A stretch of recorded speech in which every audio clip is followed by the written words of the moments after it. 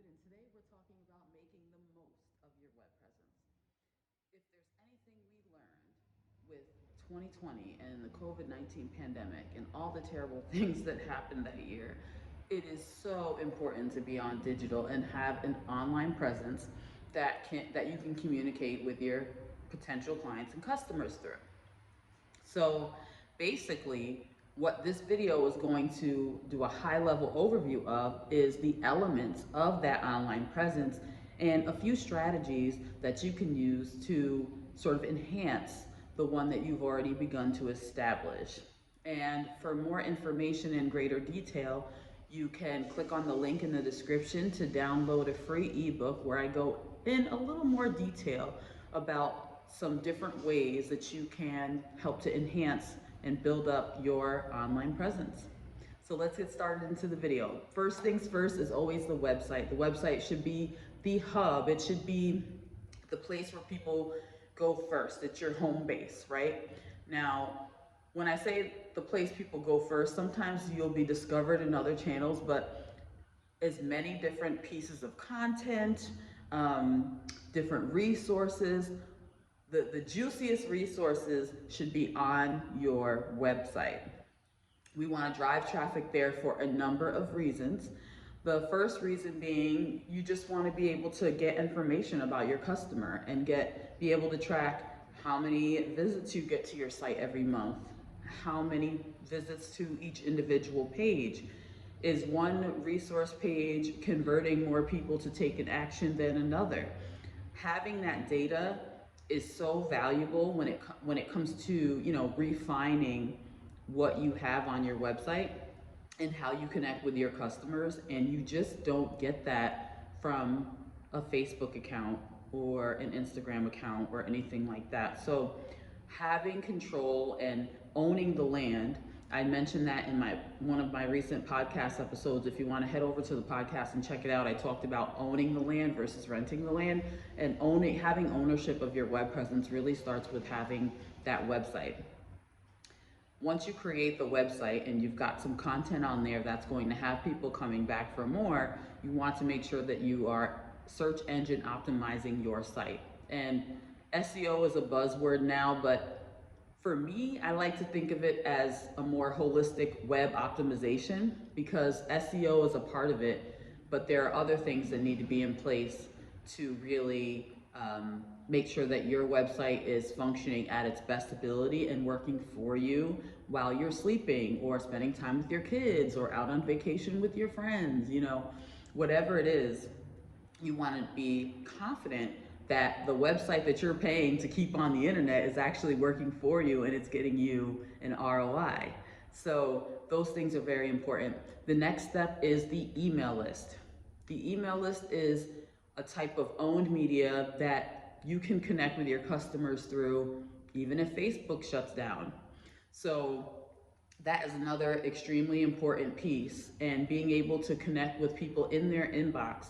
They're giving you access to a very important part of them, because when it comes to email, I want to say the last research that I read, I want to say like 60%, like if you're connecting with people in your email, they're 60% more likely to actually like take the action, buy the product, hire you for the service, whatever it is, versus just fly by night, they see you on social media. There are different businesses that have a model that work well with social selling, but typically my clients are service providers. They have higher ticket offerings, and people aren't usually going for their signature service after seeing a few Instagram posts. So it's very important for them to be able to leverage and have ownership of that relationship, because it takes a little bit longer. Their sales processes tend to take a little bit longer.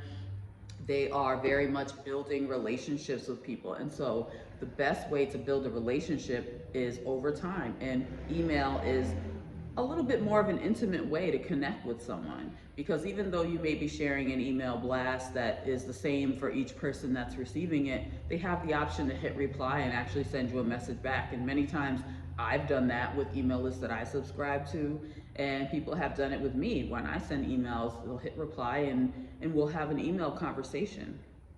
So that's extremely important. Those are the two most important things, is your website and your email address, or your email list, excuse me. You want to make sure that you have those things in place.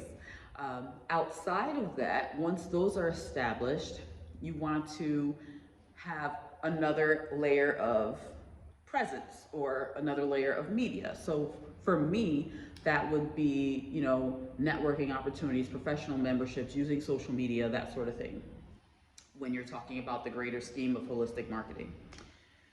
So, social media.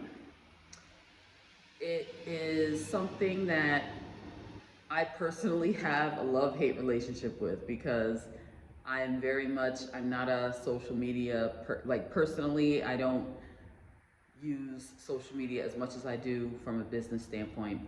But I do recognize the importance of it, and I use it for my business because it is important.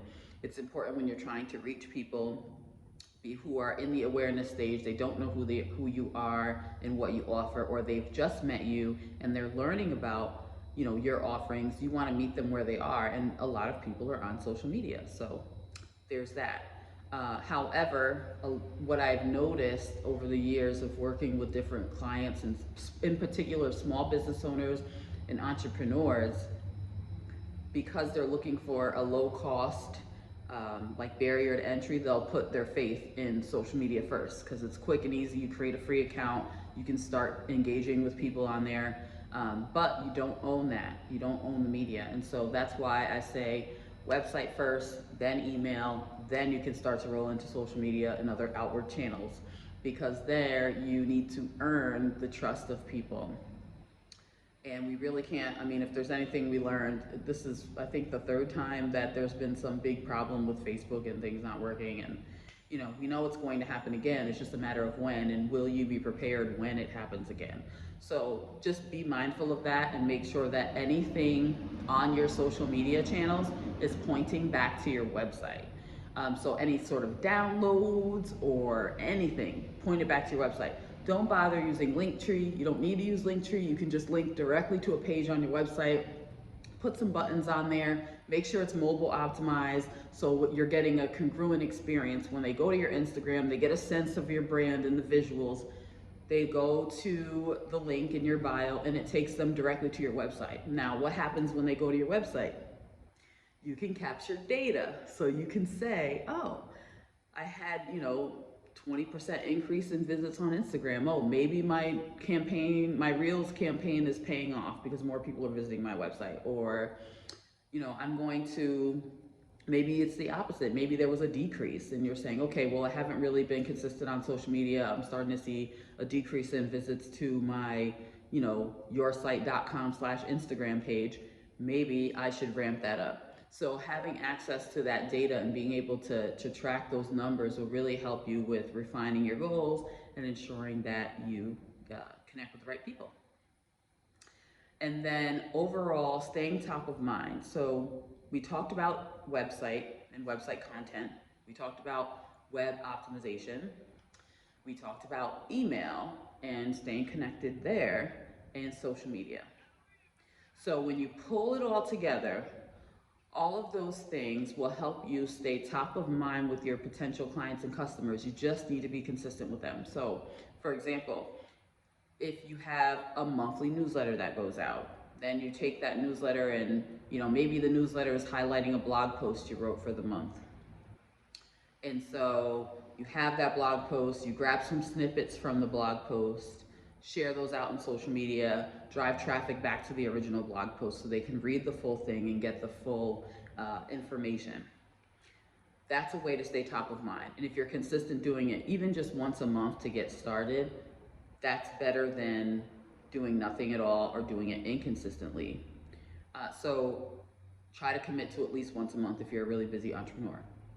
If you just don't have the time to do that, there are folks like me and my team at Digitally Grounded that can help you with that. We offer not only website design and development, but web optimization, hosting services. We do content creation and digital marketing retainers.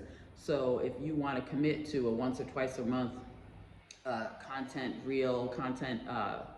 package that we can spin and make all this different, be able to hit all these different channels and connect with your audience, I'm more than happy to connect with you so we can talk more about that. So I am going to sign off. I hope you have an amazing, amazing day. May your business continue to thrive and be successful, and I will see you in the next video. Please don't forget to subscribe if you like this video. Hit the like button, comment below, and let me know if you have any other questions or topics that you want me to cover in future videos. And get that ebook. The link is down in the description box. It's totally free. Get the ebook and you can read more. Thank you. Bye.